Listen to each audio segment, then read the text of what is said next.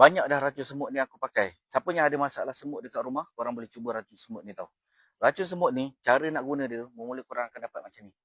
Dalam satu kotak, macam ni, korang goncang dulu tau.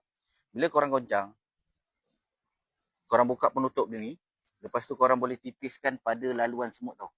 Racun dia macam ni. Ni ha. Warna dia macam ni. Sebenarnya cukup satu atau dua titisan untuk menghapuskan satu koloni semut tau. Tapi bergantung pada berapa ramai semut yang ada dekat rumah korang. Lagi ramai semut, lagi banyak titisan yang diperlukan tau. Semut akan hurung tau. Bila kita titis macam ni, semut akan hurung. Bila dia hurung tu, biarkan dia. Lepas tu, dia akan bawa balik ke sarang. InsyaAllah, esok memang tak akan datang dah semut. Semut akan bawa ke koloni dia, satu koloni akan mati tau. Racun semut ni memang selalu aku standby. Dah banyak dah nak habis ni. Memang selalu aku restock lah. Korang kalau ada masalah semut, korang boleh dapatkan racun semut jenis macam ni tau. Macam mana korang nak dapatkan racun semut ni? Korang boleh tekan dalam beg kuning tu tau. Jangan beli satu, korang beli banyak terus.